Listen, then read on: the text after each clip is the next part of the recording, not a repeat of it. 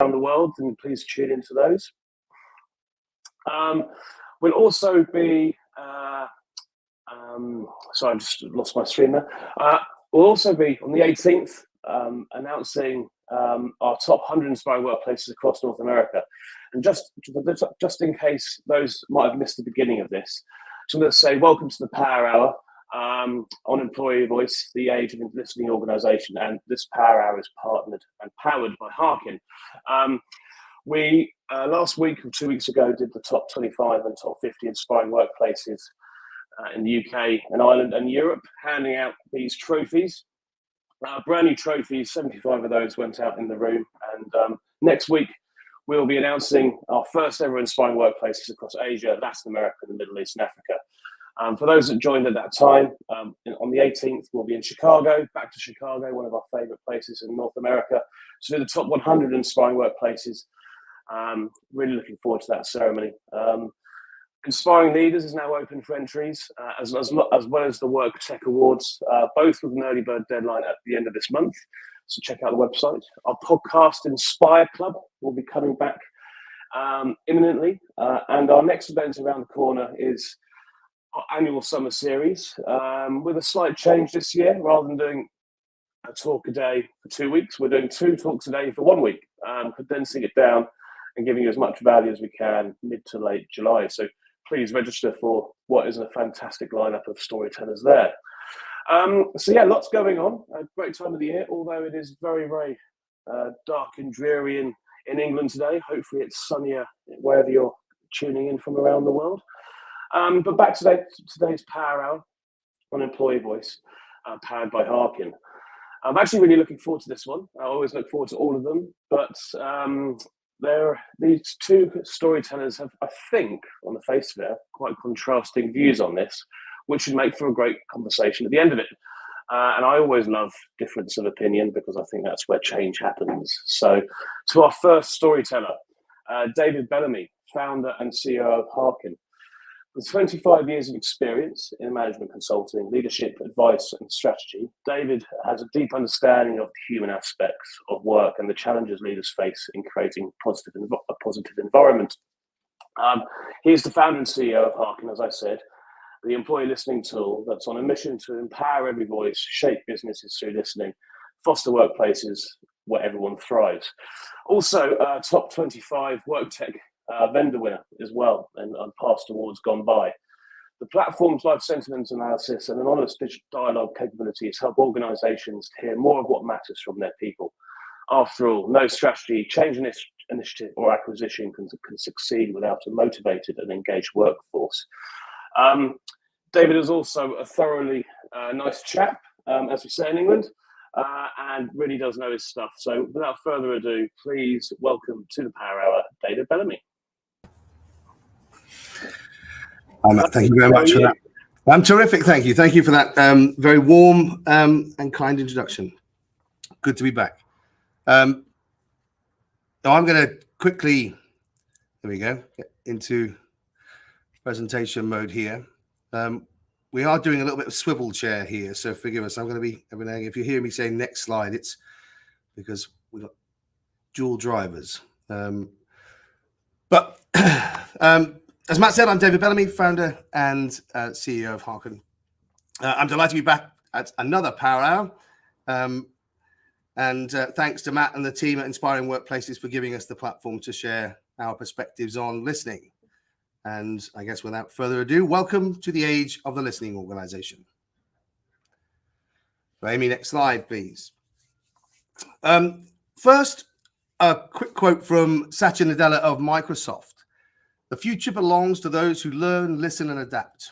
The listening organization doesn't only adapt to change, it anticipates it by paying close attention to the subtle, often unspoken signals from within and around it. Now, we all know Microsoft, but maybe not everybody understands the transformation that Satya has brought about there. And they're famous for being a learning organization. And as this quote makes clear, Satya fully understands that being a learning organization relies on first becoming a listening organization. Next. And these two are going to go really quickly, Amy, on to the next one. But before we talk about the listening organization, a quick provocation, or maybe not so quick, actually. So why do we listen to employees? Why do organizations listen? Well, look, there's a lot of text on here, and please, you by all means read it if you can see it.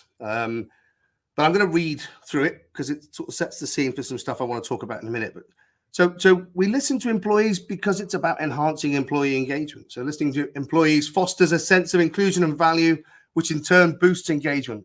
And engaged employees, more productive, motivated, committed, etc. And a Gallup study found that companies with high employee engagement experienced 21% higher profitability and 17% higher productivity. That should have been profitability and productivity, if in case I said the same word twice. Now, full transparency, this is not, this is Google search stuff, right? So if you search why should we listen and what's the importance of listening, this is the sort of stuff that comes up, and I'm using it deliberately because it's sort of setting the scene. It's about improving employee well-being. So when employees feel heard, it positively impacts their mental and emotional well-being, and this reduces stress and burnout, leading to a healthier and more resilient workforce. And proactively addressing well-being can prevent crises and reduce absenteeism, ultimately saving costs associated with healthcare and lost productivity. So we listen because it's about driving innovation, and employees are often closest to day-to-day operations and can provide invaluable insights and ideas for improvement. Encouraging open dialogue and feedback leads to innovative solutions that drive business growth. Companies that listen to their employees are 4.6 times more likely to be innovative and agile. Retaining talent is crucial in competitive job markets. Employees who feel their voices are heard are also more likely to stay with the company. And we know that high turnover rates are costly and disruptive, enhancing organizational performance. Listening to employees helps identify and address issues before they escalate, provides real-time insights into the organizational climate, allowing for timely and effective interventions. And according to HBR, companies with a listening culture have a 72% higher employee retention rates and 70% better team performance. Building a culture of trust and belonging. So trust is the foundation of any successful organization. And when employees feel that their voices count and their opinions are valued, it builds trust and fosters a positive organizational culture. And trust translates into high cooperation, collaboration, and a willingness to go the extra mile, something that we know all companies love from their employees. And finally on this list, and there could have been many other things, of course, but informing strategic decisions.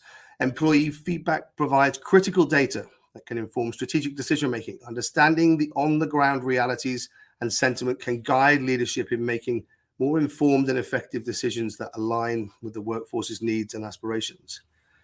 So listening at work is not just about hearing what people have got to say, and it's certainly not just about that sort of active listening that we like to describe in leaders. Actually, it's a critical component of building healthy, productive, and engaged workplaces. So we go on to the next one, Amy. So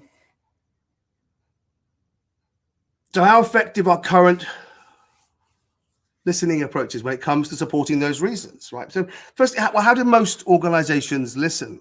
And the most commonly used approach for organizations to listen to their staff is still the employee engagement survey or the employee opinion survey, depending on the way your organization describes it. And in most cases, this is still annual. And why is that? Well, probably because the industry has done a really good job at convincing people that the only way you could possibly listen at scale is through a big survey, or indeed several smaller ones, as we're seeing from the sort of the emerging and rapidly growing pulse survey market.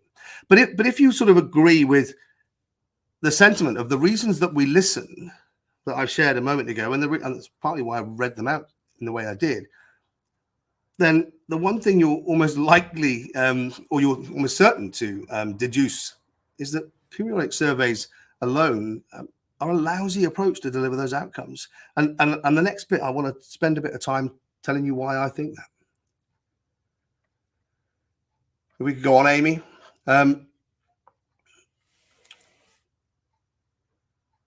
Now, you've a PDF, you've got, my little reveal, which is sort of animation of crossing out each one of these things as we go through, has been ruined by the PDF, which shows you that I'm saying we're rubbish at all these things, but let me tell you why, right?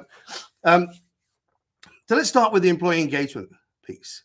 And in fact, an error on my part here, just a version control thing. Does the way, so the headline should not say, why do we listen to employees? It should say, does the way we currently listen deliver these benefits, right? So enhancing employee engagement. Just a reminder, so listening to employees fosters that sense of inclusion and value, which turns, in turn, boosts engagement. And we heard about, the higher profitability and productivity. But the reality here is, sadly, very few people feel heard in surveys. And we all know this feeling, right? We respond to countless questions at a moment in time, usually in the form of Likert scales, and then we wait. Right? And companies then have to determine what's most important. They'll do this normally by shortlisting the questions that perform least well, the squeakiest wheels. And let's be honest, there'll probably be a degree of working out which one's going to be the easiest to address. But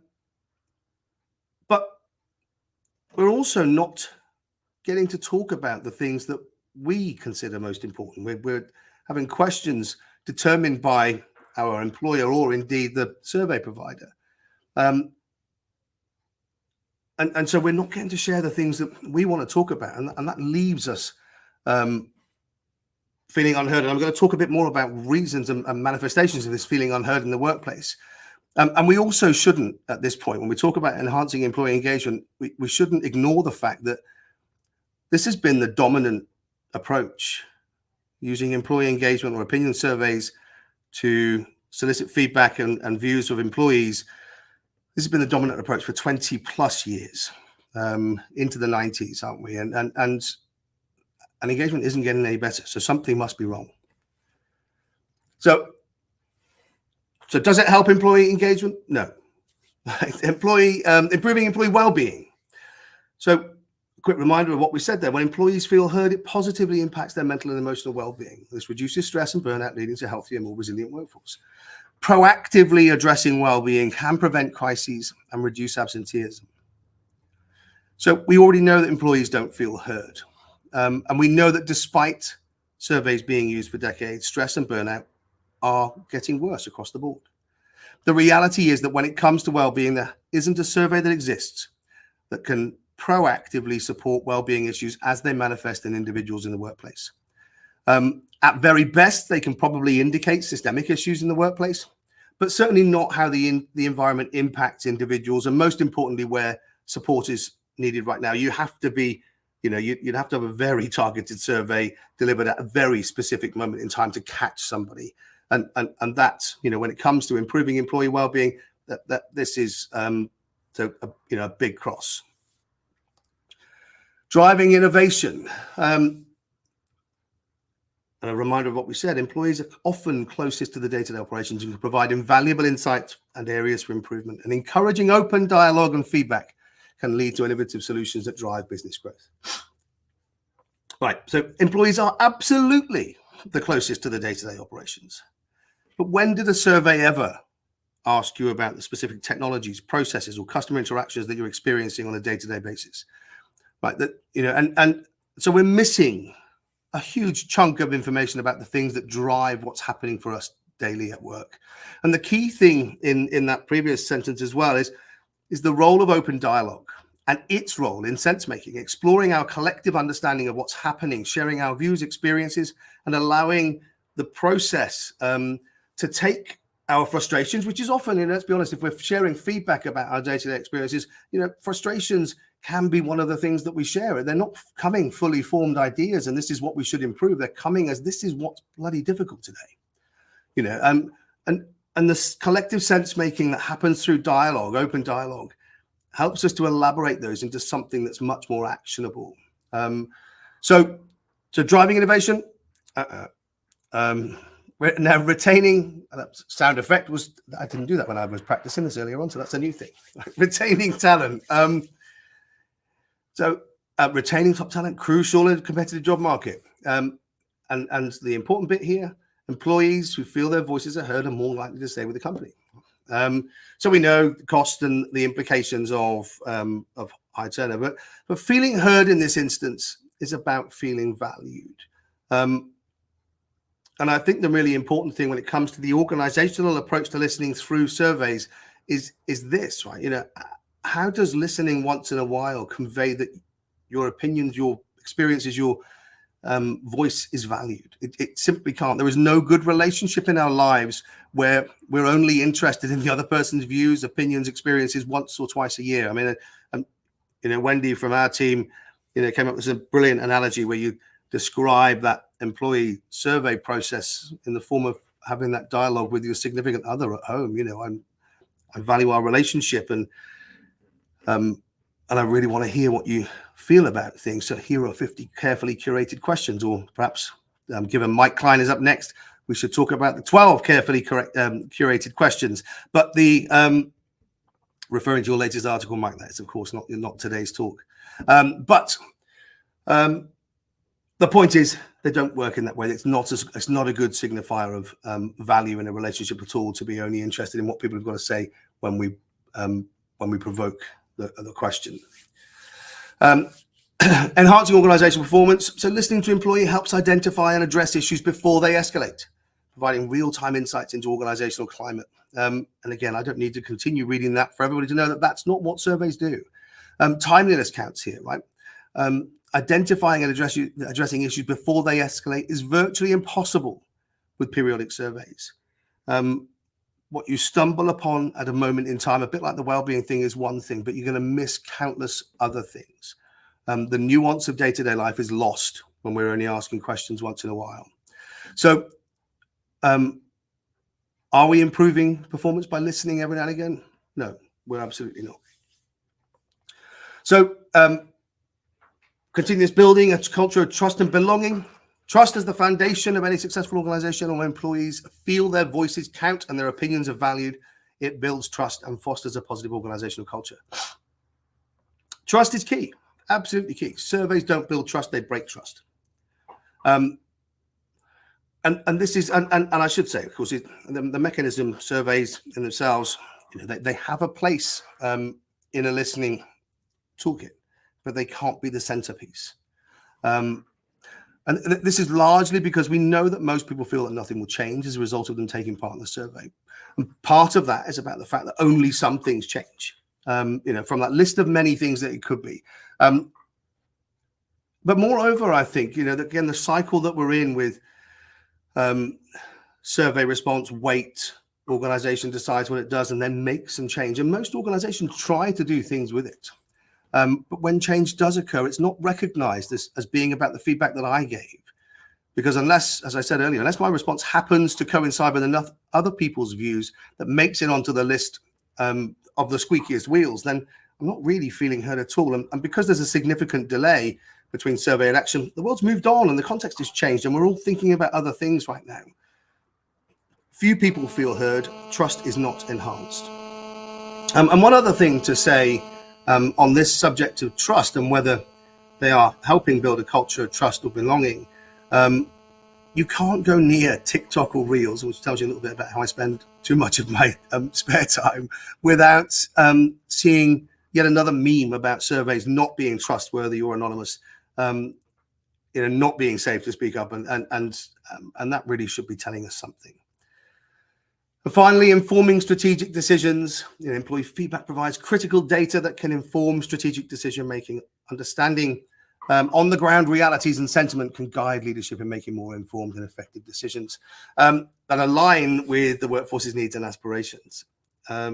So completely agree with that sentence, but the crucial issue here for me is understanding on the ground realities and sentiment, which I'm sorry, it is hardly ever truly reflected in survey questions or responses. And you know, and I'm sure everybody would agree with that. We don't get to understand day-to-day life through surveys. So as a primary listening tool, the survey is at best box ticking, at worst sort of a confirmation bias informing vanity exercise, right? And that's pretty strong, but it skirts over nuance and the realities of life inside a modern organization, and we think that really needs to change. Amy, if we could go on to the next, and just a quick quote. So the most basic of all human needs is to understand and be understood. And the best way to understand people is to listen to them.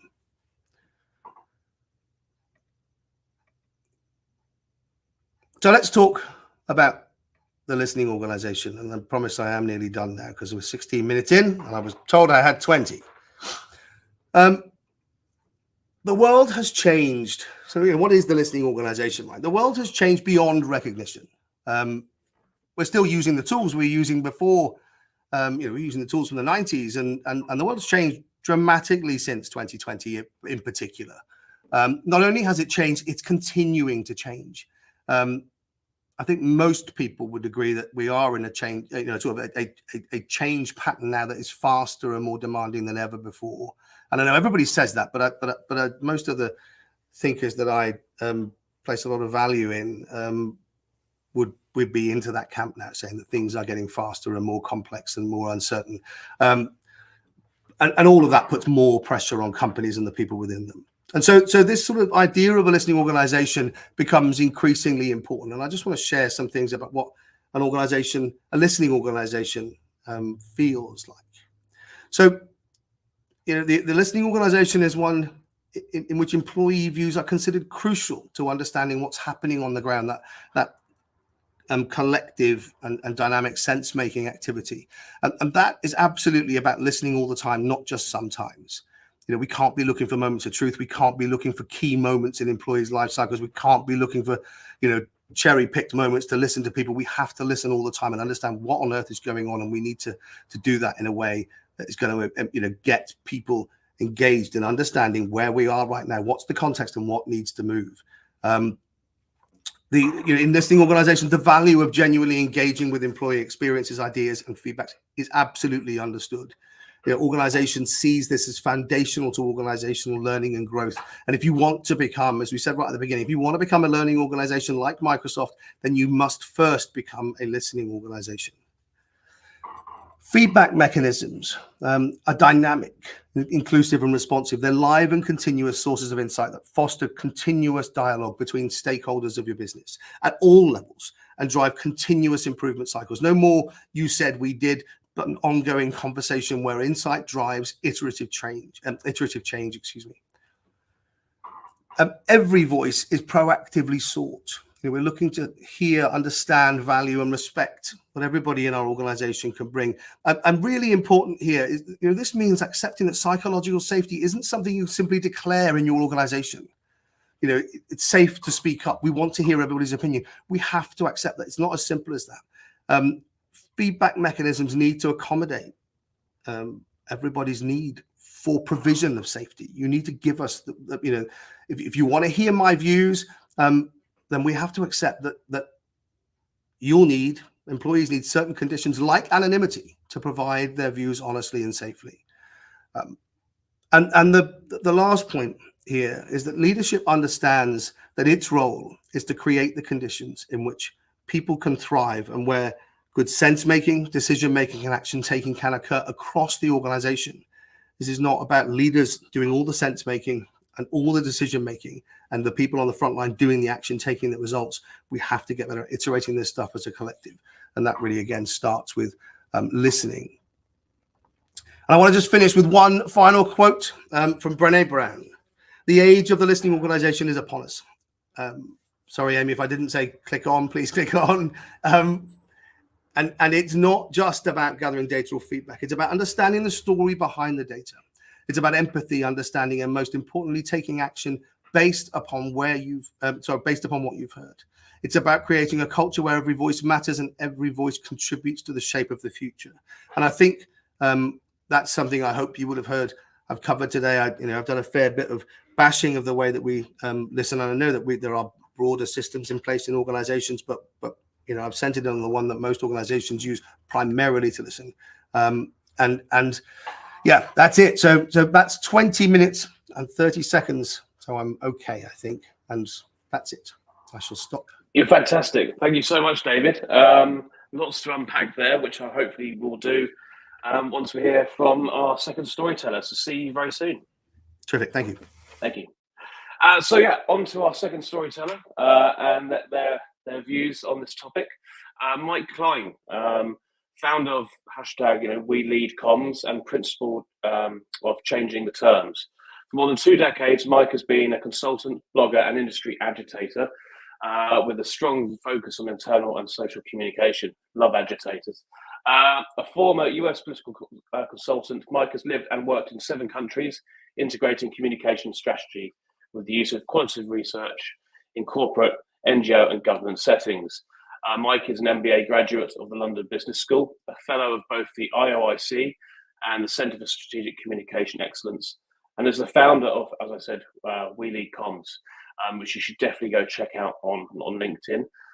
It celebrates courage, initiative, and leadership across the communication profession and really shines a spotlight on those great professionals pushing it on a daily basis. To his talk, it's on the 2-question survey.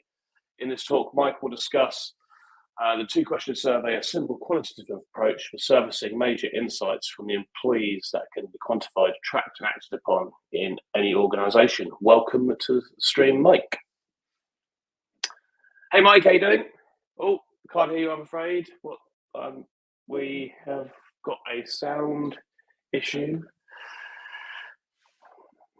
So Mike's muted. So I'm not. Are we able to unmute Mike, please, if we can?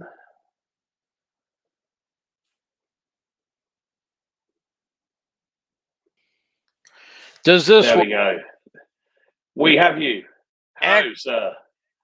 Hello, sir. Nice to see you again, Matt. Nice to see you too. I'm going to let you do your thing, and we will speak to you very soon. All right. Before I share my screen here, I just wanted to just kind of link this to David's talk, but also very clearly demonstrate that I'm taking a rather distinctive approach to what David's talking about. My view isn't about creating a holistically listening organization in one go or trying to listen to every employee in one go. A lot of organizations which don't do a particularly good job of listening, that are stuck in the employee engagement, or even worse, the Q12 employee engagement pattern of asking arbitrary questions according to Likert scales. What I'm talking about is fairly radically different. It's really about improving the quality and the power of what gets listened to, and then increasing the appetite of the organization for broader and deeper insights that you could then create a case for going to the organization more broadly. So what I'm talking about is something called the 2-question survey, and it's literally a 2-question survey. You can ask additional questions, but these are 2 questions that will give significant power with relatively low bandwidth from an organizational impact perspective, in terms of the amount of trouble that you have to do to get this information. So Matt has gone through most of the bits of my background. I think the key thing is that I'm actually based in Iceland, so I have a somewhat mid-Atlantic way of looking at things. I'm American, but I've mainly worked in Europe over the last 25 years of my career. And as David mentioned, as Matt mentioned, excuse me, my previous roles were in political consulting and survey research. And why that's important is that one of the things that we learn, particularly in political consulting, is that there's so much more power in the qualitative research, because it doesn't simply provide numbers, it also provides words that put power behind those numbers. And what I want to talk about today is a very different set of reasons why organizations want to listen. I see 3 core things organizations listening to, or attempting to listen to, when they make the effort to do so. They either want to confirm that what they're doing is actually having an impact, that people know what they need to know, and that they're aware of what they need to be aware of. And there's kind of something underneath that. To a certain extent, I see this particularly when communications teams do research. What they're really looking to do is to validate the approach, the strategy that they're taking, to demonstrate that it's working. Less common, and I think this kind of covers the range of things that David were talking about in terms of the benefits that organizations were seeking, what I would say is simply that some organizations seek to discover when they're listening. By seeking to discover, they seek to find out about those things that they haven't been trying to confirm or they haven't been looking to validate, but which actually could be those things that are getting in the way of them being well-performing organizations or to achieving their specific objectives. And so how can organizations listen effectively? Again, David's alluded to this with the survey approach. There's two basic ways to ask questions in an organization. You either ask lots of questions with a limited range of answers. So the 50 question or 100 question employee engagement survey baked down to a single 1 to 10 scale. That's the most common approach. A much less common approach, and the approach that I'm going to talk about further, is about asking a very small number of questions which can deliver an unlimited range of answers. And so this is getting into the space of open dialogue. I think this is getting into the space of open dialogue that David was talking about. But at the very least, when you ask a small number of questions that are highly general, you can get a wide variety of answers to when you ask those questions. So now I'm going to introduce the 2-question survey. And the 2-question survey has 2 simple questions. What are the 3 biggest priorities facing the organization? And what are the 3 most important things that you're working on? Again, what are the 3 biggest priorities facing the organization? And what are the 3 most important things that you're working on? It's not an accident that I asked for 3 answers to each question, because one of the things about the 2-question survey is that it actually works powerfully even if you're forced to use a very small number of initial respondents. Sometimes you don't get permission to do a second survey, particularly if you're doing some big employee engagement survey that your HR department wants to protect the response rate for. Sometimes you can't go to the whole organization to get the answers to these questions. Sometimes you have to start with 20 people. Maybe if you're lucky, you'll be able to do 200.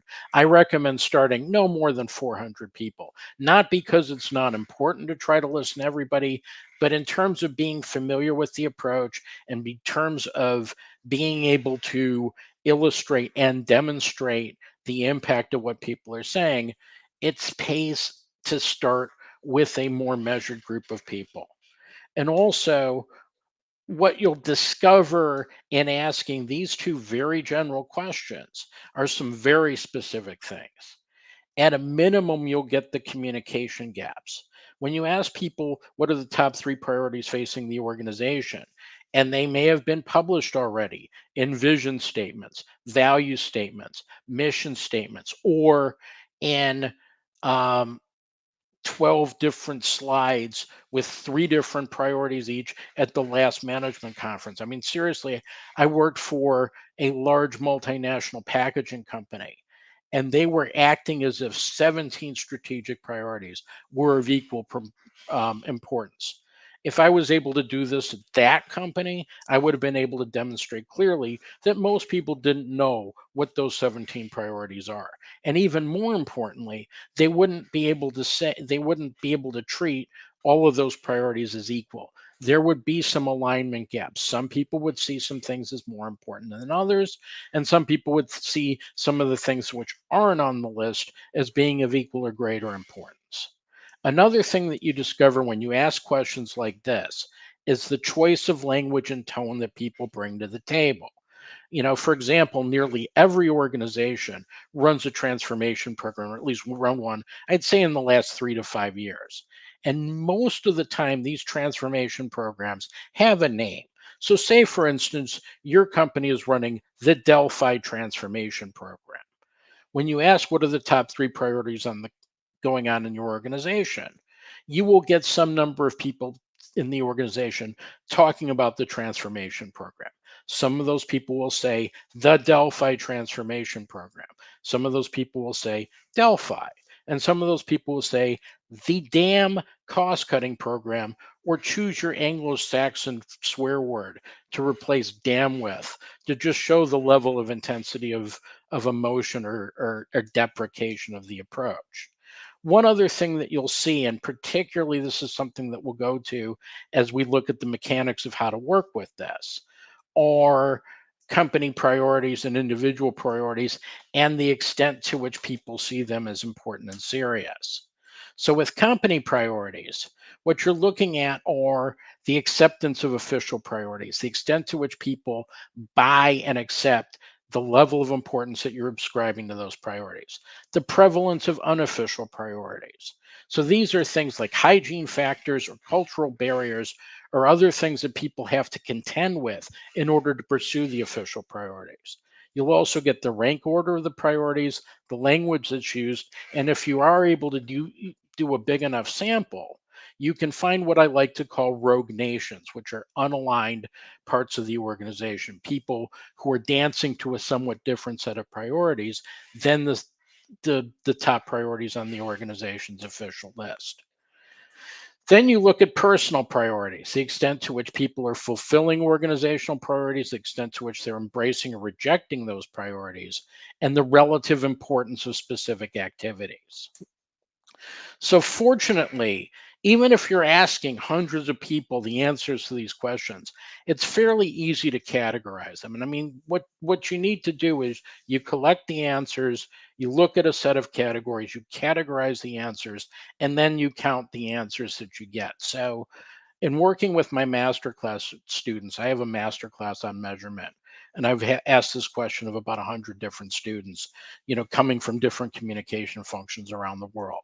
And they tend to identify 8 categories: communication, people and culture, leadership, sustainability, financial structure and processes, macroeconomics, and performance. These are the categories that always keep showing up whenever people answer these questions.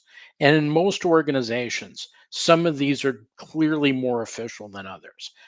Sustainability is generally an official category in almost all organizations. Financial, non-financial performance, structure and processes. These are the things that businesses like to say they're working on. People and culture can be really important in organizations where talent is a differentiator. But things like communication, leadership, and macroeconomics, these are things that are either things that an organization should be handling properly or that they have no control of. And I would say those would be considered unofficial priorities. So what you do is when you've conducted the research, then you list out, you categorize it, then you list out the quotes, and then you count the responses. So out of, say, 20 responses that I've gotten from, say, one cohort of students, we had a certain number of responses in each category. And so that was then able to be baked down into some numbers. And what we saw clearly was that most of the responses were coming in around softer issues. And 3 of them, macroeconomics, communication, and leadership, are things which wouldn't be considered official priorities. So if you look at the aggregate here, about 90% was on softer issues, and only 60%, and 60% were on things that the organization basically should either have under control or had no control over. This is not to say that this is the case for any organization. I did this with an international energy company, and the vast majority of responses were aligned with the issues that were really clearly seen as key corporate issues. Indeed, 100% of the responses were on things that they considered key issues. But the key thing is, once you've gotten those numbers, the key thing that people will listen to is not just the numbers, but the words behind those numbers. So when you're talking about leadership and people say crisis scenario became the way of living, that's something that you could present to your leaders, and that's something they're likely to listen to, because you can't simply deny that if this is something that's showing up in the organization. Or under people and culture, a culture of yes. Or even under communication, no practical measurement. These are illustrative examples that take those numbers and bring them to life. So, what does this approach give us? It gives us numbers and quotes. Numbers and quotes can build a story. These stories can be worth listening to. and they can be developed over time. It's important when you're doing something like the 2-question survey, not to just simply treat it as a one-off. I mean, you can get value out of treating it as a one-off. You can get value out of treating it as a one-off and asking 20 people if you get some decent quotes behind it. But the key thing is to ask this periodically, whether it's every week, every month, every quarter, and you may want to ask different groups of people. You may want to do a larger sample so you can segment the groups of people. But the key thing is this story develops over time. It's not just simply that people are concerned about people and culture. It's what people are saying and whether there's any movement based upon the response to what people have been told and are listening to. The other thing is that they can be explored in more detail, comparing new starters with old starters or longtime employees, comparing people in different functions, different genders, different ethnic groups, different geographies. The ability to look at this stuff in a more targeted way can make these stories come to life and more worthy to listen to in a way that gives us unlimited insights. Unlimited insights are what give us unlimited scope for impact. Thank you. Wow, fantastic. Thank you very much, Mike. And welcome back, David. Lots to unpack there. Definitely not a host of not question time news night, so please give me a couple of seconds to form my thoughts. Rather than contrasting opinions, I feel like they were complementary in some respects. And I suppose I kind of want to ask you both a direct question. I know probably David's answer, but do you agree, I suppose, with the Brené Brown sentiment that this is actually the age of the listening organization, Mike?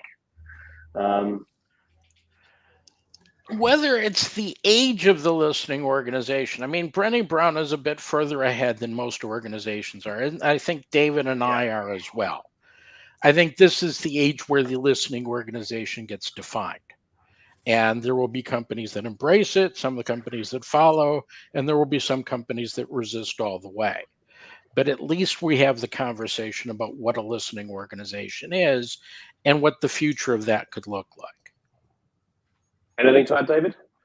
No, well, no. I mean, Mike's right. I mean, I think the thing that has really grabbed us is the rapid shift. I was talking to a FTSE 30 company a few weeks ago, and they were slightly concerned that they'd missed the boat on this whole listening thing. I thought that was really interesting. We do these big surveys, and we suddenly realize that they're not right, and when they're not the right thing, and we need to do something different, but we might be a bit late. But Mike's right. So there's a big movement here. There's lots of stuff happening now, and people are realizing that we need. People expect different things at work, but the terms are being defined. We have a set of views. If you were part of this team, you'd hear us saying we'll set the terms. But that's that's the basis on which organizations should listen. Absolutely, is one of the things we aspire to be setting the conditions for, if that makes sense. What will this market look like is something Harcum would like to set. We've got a bit of work to do yet.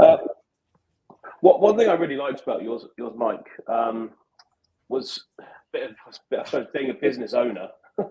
It kind of really resonated with me in the fact that you're getting your people to really direct business priorities and actually seeing where, like you say, where things are landing, where there's a misalignment, and actually whether the population of the organization is actually focused on the areas that you want them to be focused upon. So I almost felt macro micro kind of an element really there. And I suppose that's why I was thinking about both your talks almost complemented one another, where David, like every voice matters, and it seemed like you're engaging and motivating a workforce around areas of the business and making them feel like they belong to the organization. Whereas David and Mike, it felt like you were coming from the other side of it, trying to confirm elements from a leadership point of view. And that's how I was hearing it, really. Yeah. Well, let me respond first on that, if I might, because Michael probably have his own views. The first thing, one of the things I'd half expected, Mike, with the 2-question survey And it's amazing. And you didn't do this, and that was what I liked about what you presented there. You know, we often get into the kind of tell us the 3 things that you'd like to see better, or tell us 3 things that you love about this place. You know, and they're often organizations trying to get people to do the work for them. It's very hard, as I mentioned in my own talk. You know, actually, what most people do when they come to, you know, if I want to give some feedback about something, I'm often going to express that raw and I haven't worked out what the answer is. I would have told you the answer by now if I'd known that. What I've got is a set of problems that I'm facing every day. And Mike, what you did really well, and your approach does really nicely, I think, is what are the 3 priorities, and what are the 3 things what are your 3 things you're working on right now? 3 most important things. The bit where I would differ is it's still centered in organizations thinking.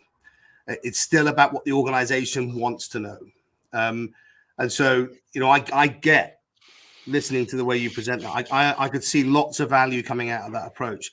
The bit I still feel that we're not getting to grips with inside organizations is leadership is not hearing what life is like on the ground floor, right? They're not hearing the things that are causing people to have the sorts of issues that they are for reasons that, again, I alluded to in my presentation. Nobody ever asks how long it takes to fire up your laptop in the morning, you know, and or how many security updates that the IT team have decided to put in when you need to be on that call at 9 o'clock and at 5:02 your system's still doing a rebuild, right? We don't get to understand the grit in the shoe that causes the sorts of stress in organizations that ultimately is the drip, drip, drip, drip, drip that causes people to get stressed and burned out. It is not traumatic events. It is an aggregate of minor, you know, crap happening all the time. Sorry, Mike. You ask these questions, you get a lot of that stuff. When you ask people, what are the top 3 things you're working on right now? The number of people who say survey questions and trying to get my computer to start, that surfaces. Does that give you, you know, is that the majority? No. But what I tend to like to do when I'm analyzing this stuff is, in addition to the major categories, I like to focus on the stuff that's really top, and I like to focus on the things that, you know, which are maybe getting small or just maybe 1 or 2 mentions, that are clearly hygiene factors that are built. You know, those are bandits on the radar screen that could become big issues if not dealt with. So, you know, you get plenty of grit in the shoe when you ask these questions. And the fact that people would say these are important indicates how gritty those shoes are. Yeah, exactly right. Exactly right. But one of the things I wrote down was confirmation bias as well. You know, like just listening to this, and you both alluded to it in one way or another, but the mindset of leadership has to. There's no point doing this if you're not going to be receptive to what you hear, and hear the good, the bad, and the ugly. So, and that's one thing I wrote down, because I think sometimes people can look to the stats to say, oh, we're going in the right direction, but actually ignoring a heap of other information that gets given to them that might be telling them to do something totally different. So leadership mindset's everything. Well, there's confirmation. I mean, if we want to talk about status quo employee engagement surveys, there's 2 kinds of bias that really render them less than useless. First is the confirmation bias. You're asking for the answers that you want to hear. But second, when you put it on a scale of 1 to 10, and there's even the slightest error of psychological unsafety, you know, people who want to give a 3 will give a 7 because they can't honestly give it a 10. They want to show that there's some gap with reality, but they also don't want to get shot. I like to say a 7 is a polite 3. But then you've got organizations who are bragging about having 70% employee engagement and using that as an excuse not to change things. Yeah. So, Mike, look, you will not be surprised to hear that I wholeheartedly agree with that. And I think, you know, I can't tell you, Matt, the number of people that we still speak to who tell us that they did their anonymous employee survey, and these are not internal sort of spreadsheet things. These are surveys, right? And then HR knocked on my door or turned up at my desk, right? You know, I got a visit or a call or a request to attend a meeting, right? And this is like Mike Ashley and, you know, in Sports Direct when he was fingerprinting the red, amber, green buttons. You know, how was your day today? If you hit the red button, it's getting bloody fingerprinted and you get called in. There are countless examples. But just come back to the leadership mindset thing for a moment, if we can. I think there's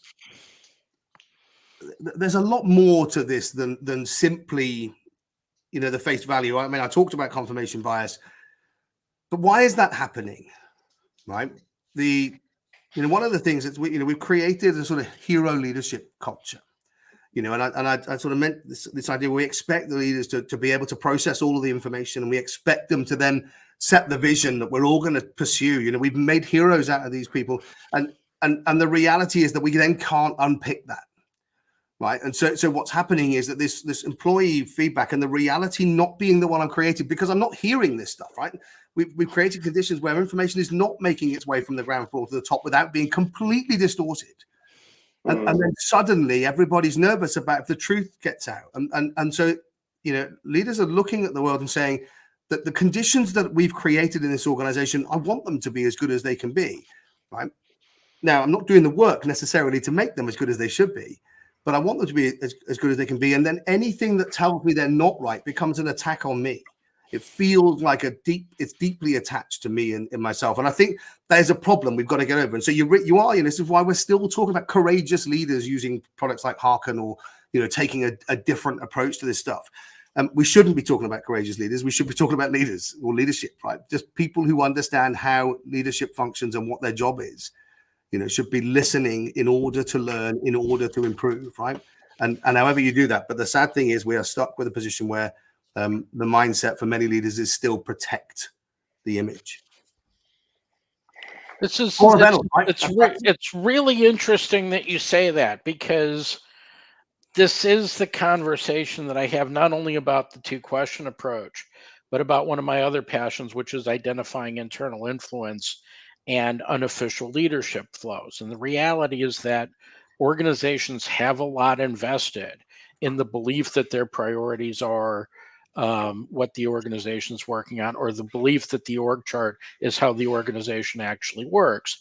And a research tool that exposes this as invalid is a threat to that construct. Now, the reality is, if you're not for courageous business leader, if you're a smart business leader or a responsible business leader, then at a certain level, you owe it to yourself to find out what's actually going on.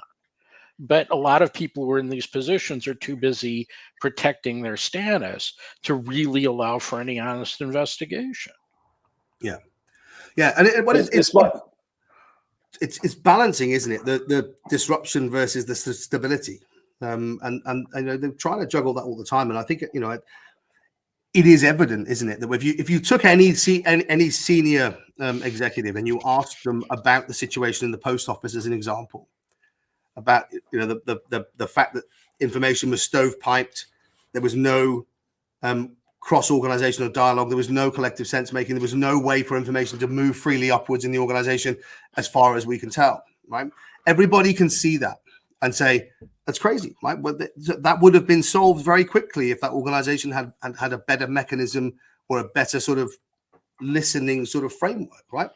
And yet they don't see it in their own organization because they don't have the crisis. Yeah, also just bad people. But we won't go into the post office rabbit hole. So just bad people. Yeah, and they do exist within organizations. I suppose this might be an altruistic, easy way of looking at things, but what we were talking about just then, wouldn't companies aligning to a purpose help alleviate that, so the leadership and everybody else are focused on a set of values and a purpose? We see the rise of the B Corp company. Would that not be somewhat a way to alleviate that toxic leadership or that mindset? Well, I mean, there's definitely toxicity in a lot of organizations, but I think, we also have to remember that organizations exist to do certain things, whether it's to fulfill a purpose or to produce results. And being able to identify the blockages between the organization's intent and the organization's reality is something that, with relatively limited effort and extremely limited investment in the grand scheme of things, you can be able to do. I mean, where I'm coming from with the 2-question survey is I'm an internal communication consultant. And one of the things that I want to do is demonstrate the value of internal communication and the interventions that I'm associated with. So I do the 2-question survey. We get a picture of what's happening. We address the inconsistencies and the misalignments. We measure it again, and we can demonstrate the value of the interventions that arose because of the survey. That demonstrates the value of the survey. It demonstrates the value of the specific interventions, and to a certain extent, it demonstrates the value of communication. So it's. I'm not saying that this tool is not self-serving in its intent. It should be self-serving in the intent of moving the organization forward. But it's not necessarily about creating a more holistically wonderful organization for the sake of that alone. We are in the business, and if we can do things that demonstrate the value of our interventions to business, then we'll probably get more slack to do the more holistic things that will help bring the organization more holistically forward. So coming to the end of the hour, I'm going to have one question for both of you, and it's originating from David's talk right at the beginning. I think a lot what we try and do is help people. This content, these conversations, to help people to build arguments or business cases to take it back into their own organisations and to get help. So I'll go to David first and finish with you, Mike, and your view. Real quick answer. Your first slide was why do we listen? And there are a number of areas that you went over, David, from well-being to attention to performance, creating a culture of trust and belonging. Which is the number one driver at the moment that you're seeing organisations prioritise to start their listening, to bring employee voice into the organisation? What's that when you're having these conversations with other businesses? What's the most common one you're seeing at the moment? I think we have to start with the well-being question. The lack of the absence of any meaningful insight about how day-to-day life is affecting the individual seems to be probably the leading start point. We think it's just the opener, but yeah. Okay, fantastic. Thank you very much. And Mike? Well, I mean, from my case, it's really a business leader having a problem or being stuck and seeing what would, trying to figure out what would unstick. I mean, well-being, as important as it is, it's also fairly intangible. Most business leaders are looking for immediate gratification with the fixing of tangible problems. And so there's room for both approaches, absolutely. But in my case, it's more around, what can we do to move the organization forward in quick and measurable ways? I mean, that comment there could be a whole other hour we could talk about, I think, of the intangible. So, Matt, can I have one quick thing? Because I just want to on the intangible bit. One quick and it is where Mike and I completely agree. Harken is also a 2-question survey, right? How do you feel and what's going on for you right now, right? That's it, data and stories. But that's how you make well-being tangible. So it isn't an intangible thing. You can show it, we can track it, we can predict it, and we can get ahead of it, right? So I stand corrected. And also the tangible is the output when people are unwell. We have stats coming out of that, out of everywhere based upon people, not being well, struggling. So, like I say, that's a whole other hour conversation. So, look, I really, really appreciate both your viewpoints, the insight and ideas that you put forward. That's got me thinking. I'm sure it's got everybody else thinking too. So, I would just really like to recommend that everybody listening, whether it be live or on demand, you go seek out Mike and David. Have you got anything to add before we wrap this up, guys? Just a terrific session. Thank you very much, Mike. Brilliant contribution and content as well. So thank you. Thanks, Matt, as always. Thank you very much, David, and thank you, Matt, for putting this all together. Pleasure. Thank you for coming. Thank you very much, everybody. Another Power Hour in the bag for 2024. I think we have 3 more to come, September, October, and November, on 3 different topics, of course. Please keep an eye out for the Inspiring Workplaces announcements over the coming 2 weeks.